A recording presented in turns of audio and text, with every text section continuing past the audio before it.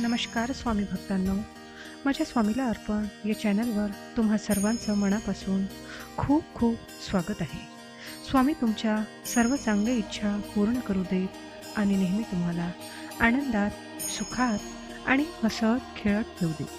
हीच स्वामीचरणी प्रार्थना. श्री स्वामी समर्थ महाराजांना त्रिवार वंदन करून आजच्या व्हिडिओला सुरुवात करूया.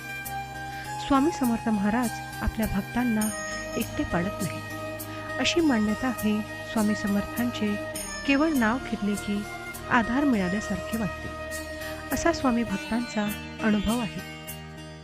स्वामी नामामुळे प्रतिकूल परिस्थितीतही सकारात्मकता मिळते, असे अनेक नानाविध अनुभव सांगणारे हजारो जण सापडतील.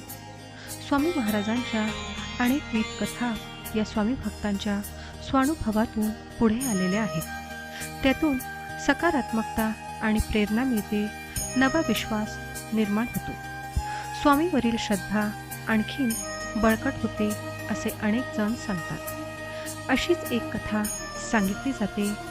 यामुळे भिवू नकोस, मी तुझ्या पाठीशी आहे हा मंत्र पुन्हा प्रत्ययाला येतो. महारुद्रराव नावाचा एक श्रीमंत व्यक्ती होता. त्याची मुलगी राधा हिचा विवाह जमत नव्हता. एकीकडे श्रीमंत घरच्या मुलीला कशी मागणी घालायची या विचाराने अनेक जण स्थळे सुचवत नसत, तर दुसरीकडे श्रीमंत स्थळे यायची, पण मोठा हुंडा मागितला जायचा. हुंडा देणे आणि घेणे महारुद्ररावांना अजिबात मान्य नव्हते. शेवटी स्वामींना स्मरून ते पुन्हा प्रयत्न करतात. काही दिवसांनी सर्व प्रकारे योग्य स्थळ येऊन राधेचा विवाह निश्चित होतो. महारुद्ररावांना आनंद होतो. स्वामींच्या मठात जाऊन सहस्त्र भोजन घालण्याचा ते संकल्प करतात. स्वामींची भेट घेण्यासाठी महारुद्रराव येतात. तेव्हा सावधगिरी बाळगा, हलगर्जीपणा करू नका अशी सूचना स्वामी त्यांना करतात. मात्र आनंदाच्या भरात महारुद्रराव स्वामी वचनाकडे फारसे लक्ष देत नाही. सहस्त्र भोजनाचा संकल्प पूर्ण होतो. बाकीची मंडळी झोपतात. तेवढ्यात अरे झोपला काय आहेस, चोर येऊन सर्व लुटून गेले आहे, असे स्वामी अचानक अर्ध्या रात्री ओरडतात. महारुद्रराव पाहतात तर राधेच्या विवाहासाठी केलेल्या सर्व दागिन्यांसह त्यांचे सर्व सामान चोर लंपास करतात. महारुद्रराव स्वामींना म्हणतात की स्वामी, चोर आले तेव्हाच का नाही सांगितले? यावर स्वामी म्हणतात की अरे आम्ही काय पहारेकरी आहोत का? आम्ही आधीच सांगितले होते सावध राहा म्हणून, पण तुम्ही गाफील राहिला. महारुद्रराव स्वामींना शरण जातो. स्वामी सांगतात की 5 चोर होते, शोध घ्या त्यांचा. महारुद्रराव आणि चोळप्पा विचार करतात. तेव्हा चोळप्पांना भगवान देशपांडे यांची आठवण होते. महारुद्रराव आणि चोळप्पा त्यांच्याकडे जातात. देशपांडे मदत करायला तयार होतात, परंतु माझा एक मित्र आहे, तो गावाचा पाटील आहे, त्यांना मदतीला घेऊ शकतो असे ते सुचवतात.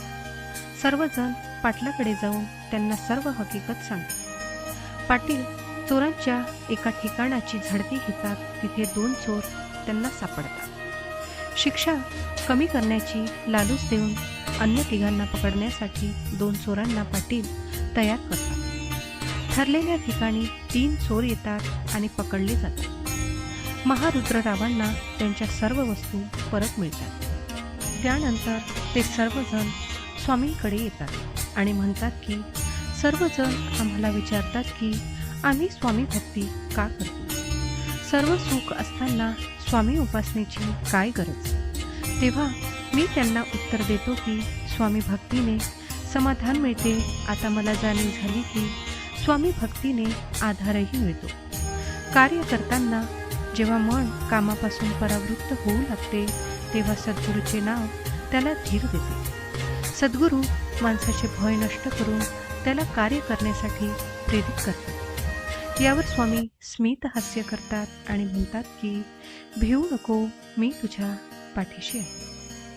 कथेचे तात्पर्य हेच की स्वामींवर विश्वास ठेवा. ते सदैव आपल्या पाठीशी आहेत. सुख असो की दुःख, या दोन्ही वेळेस आपल्या स्वामी भक्तीवर ठाम असावे. आणि म्हणूनच स्वामी म्हणतात, मी तुझ्या मदतीला सांगून नाही तर न बोलता धावून ये. फक्त माझ्यावर विश्वास ठेव. मी शरीराने तुम्हाला दिसत नसलो तरीही मी सदैव तुमच्या पाठीशी राहील. आम्हाला माहीत आहे विद्वान आहेस, पण नुसती विद्वत्ता उपयोगी येत नाही. त्याचबरोबर श्रद्धा आणि विश्वास पण पाहिजे. ज्याच्यात हे असतं त्याचं हृदय निर्मळ होते.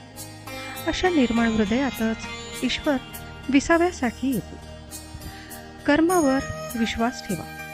कितीही संकटे आली तरी तुम्ही त्यातून बाहेर याल.